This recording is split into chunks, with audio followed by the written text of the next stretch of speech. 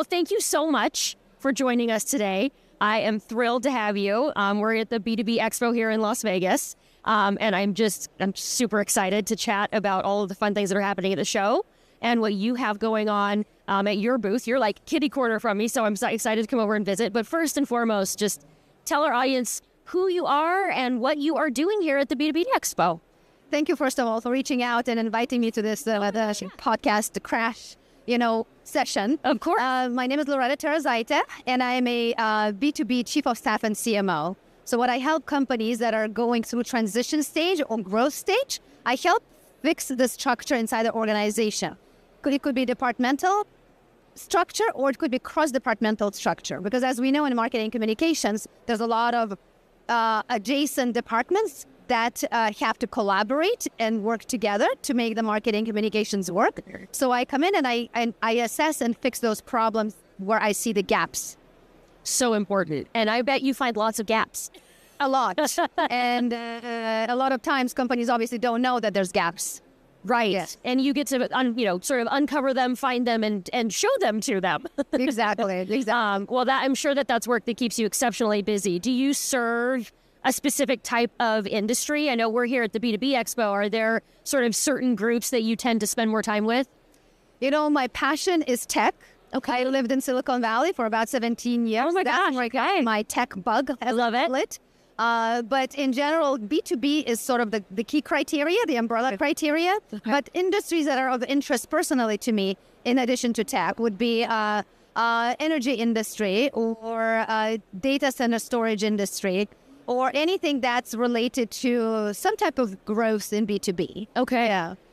Wow. Those are some interesting industries to spend time in, right? Lots of, in some cases, regulations or lots of barriers to entry. So like I said, I'm sure that you keep very busy. Yeah. And those are also very industries that are not necessarily very forward looking. So they're conservative as well. Yeah. And a lot of what's going on in those industries is also that old way of operating, that mindset shift that needs to happen. Yeah. And there's a lot of education that goes in getting them up to speed with current innovations, with current how marketing communication changes. Yeah. Do you find that you're often sort of having to educate them on like the importance of making that shift?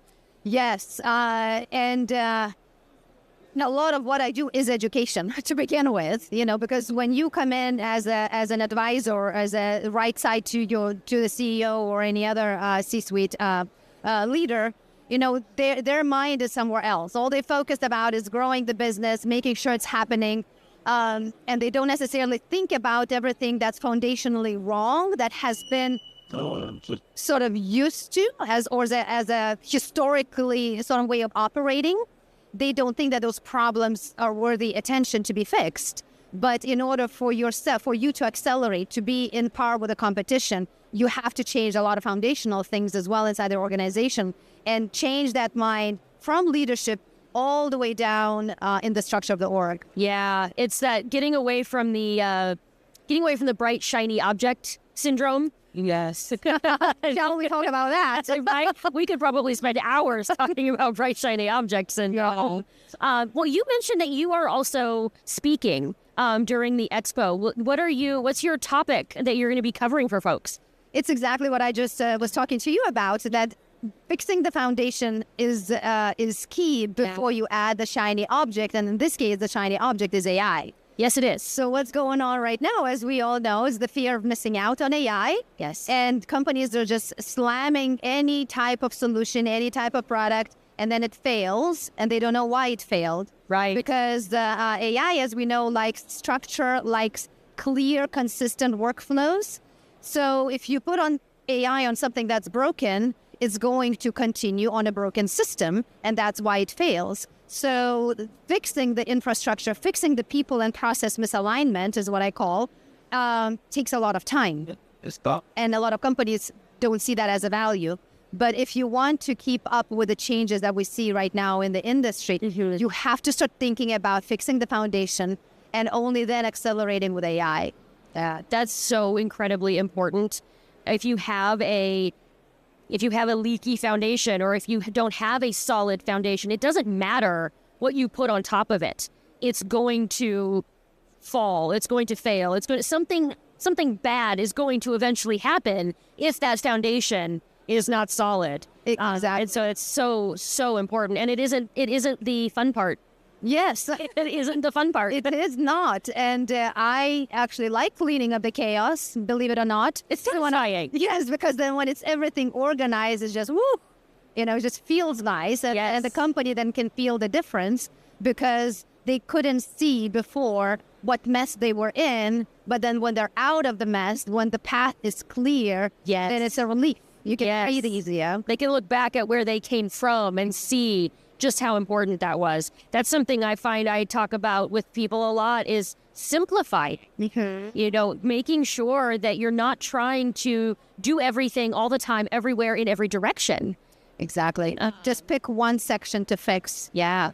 And get adjustments there and then move to the next department, to the next project, to the next thing, whatever it is that you see that needs to be fixed. Yeah. It allows you to gain some of that momentum that they need to see, that gives them the progress. Exactly. It doesn't feel so overwhelming, right? Yes. When you start tackling the whole organization, it's like, oh my God, too many problems. Where do we even start? Right. When you pick a department or a function or even cross-department sort of broken links and start fixing, then you can model that across the organization. Yeah, absolutely. Yeah. What's the biggest sort of piece of advice that you find yourself always giving or that you think is the most important advice coming out of that sort of perspective about the importance of a foundation? So I think one of the important things is, at least in the world that I work with, that a lot of companies or company leaders don't understand what marketing and communication function is to begin with. So I have to educate about the structure inside that department first. Yeah. They think it's just the logo. They think it's just the color. They think it's a blog. They think it's social media. They don't think about it structurally, that the department's role is strategic role inside the organization. And if you don't have a strong communications marketing department, you can't really achieve what you're trying to achieve in the long run externally, which is visibility, authority, and impact. Yeah. So I end up educating a lot of leaders around what it is a solid foundation when it comes to this department. And then how does this department depend on IT, on sales, how these have to interact and operate together to move the system forward. Yeah, that is such an important thing. The marketing can seem like this very big, nebulous, sort of unapproachable thing. And there's so much that lives in marketing, right? There's so many things. It's not sort of advertising of the Mad Men era. It is so much more tactical. And there's so many more strategic and challenging components that have to be considered. So I love that you're taking that approach of helping them see the importance of it and then put those things in the right order. Yeah, because again, bringing back AI into the mix, those who have the right structure, those companies who have the right foundation are going to use AI effectively and they're going to beat the competition. So if you're not thinking about the structural fixes first, if you're thinking I'm just going to add AI and it's going to solve all the people problem, process problems, it's not going to happen. No. You have to fix the structure, the infrastructure, and then you can add AI to compete with the others. Yeah. You'll just be consistently asking why it doesn't work if you don't take that approach. Exactly. Such great advice. Awesome. So what else have you sort of been impressed by or been excited to see out on this conference floor? I mean, we've got, I don't know, hundreds of booths probably, but, just in terms of the expo, what have you been excited to see or what are you excited to hopefully get out of this too? So this is my first time ever exhibiting or even giving a speech. Congratulations. Thank you. So I was just anxious going through the process of preparing for this, building out the booths, thinking about your story, thinking about the message, about the presentation. Yeah. So for me, that was almost like a build-up. So what it is now that I show up. So it's I guess my stepping stone into getting more visibility towards what I do, towards telling the story to the companies who see value in that story and educating them at the same time. Yeah. And being present and showing up, with the problems that I can solve. Yeah. That's the neat thing about expos like this is that sense of sort of being in community with like-minded people or in community with people that can learn from each other. I love how you keep talking about educating. That's such an important part of what we do. Yeah. And so I think that's one of those essence pieces, is being in community with people, because I think there is a different expectation for these in-person events than there used to be. Yeah. And even though AI is replacing a lot of things, these in-person conversations, even like this, are still going to be one of the key drivers in building those connections. Yes, yeah, absolutely. And that's AI, I think, it's very much the topic of the moment in every conversation, whether it is to try and learn more, to try and figure out how to implement, to figure out what benefit it can bring to the business. I mean, it is the hallmark of almost every conversation right now. And it's extremely easy to get off track with what you're hoping to try and accomplish, because there's so much noise. How are you kind of cutting through the noise of AI right now?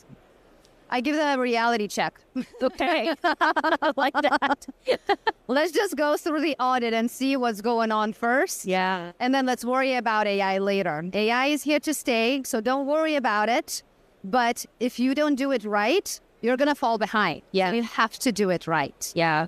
To begin with. Yeah. Yeah. And that's easier said than done in a lot of ways, I'm sure. Of course. Because they yes, they think of AI as an accelerator, but as we spoke earlier, if they're accelerating chaos, you're not getting anywhere. Yeah. Yeah. And I think there was an interesting research publication. I think MIT put this out several weeks ago about the high failure rate of all of these. I literally quoted that in my presentation earlier. It's like, of course there's a high failure rate, because nobody has any of their things in place in the right way. Exactly. To make it work. Exactly. And people are not being upskilled to use AI. They're just like, hey, we should implement it. So you're not accounting for the time of learning, adopting, having people even have the mindset to understand technology. Absolutely. Because it is technology in the end, and not all organizations are equipped with people who are technologically savvy. Right. And they just don't think about it, that there's a learning curve that the organization has to go through in order for that AI to start working. Absolutely. And I think employees are hungry to use it and make use of it and implement it and use it as a tool to help them continue to do their work better. But that can't happen without the education. It seems like everything just sort of comes back to that same line, which is just so critical. It's so critical. Yeah. So critical. Well, I'm curious to hear then, in your line of work, what problems do you see? Yeah, I think so. I work a lot in regulated industries. So I come across a lot of challenges from privacy and compliance and legal when it comes to how to approach these initiatives. I've spent a lot of time supporting organizations in industries like healthcare or education. And in many, many cases, they're sort of hamstrung by some of the internal business process that doesn't expose them enough from a privacy perspective or from a data perspective. And that makes it extremely challenging. They have a desire, but they do not have the permission. The permission. In some cases, they don't have the permission. So how do you go about it? It's difficult, but it's interesting, because a lot of times it means conversations with people you wouldn't expect to have conversations with. Going back to what you were saying earlier about a really strong foundation and helping these leaders understand the importance and the significance. And so it's sort of the flip of that conversation around helping them see the risk that they're exposing themselves to by not opening up opportunities or opening up how they want to approach their business process. Wow. And so I find that, much like yourself, helping educate, but also there's sort of this self-realization that kind of happens in that process. Again, in those regulated spaces where the permission walls are a little different. The desire is still there. The interest and the enthusiasm is still there, but how they go about it is structured in a much more fascinating way. I found, very interesting. Yeah. It's an interesting time. It's a fun time. There's lots of great problems to solve out there. Yeah. And like I said, I think environments like this help cultivate some of that. Yeah, absolutely. Absolutely. Well, thank you so much. Thank you. This was such a fun conversation. Thank you. I appreciate you sharing your advice and your sort of approach with people. I think there's a lot to learn there, but I think my big takeaway from our conversation is the education component, and don't try to build a big process on top of a bad foundation. 100%. Yeah. Yes.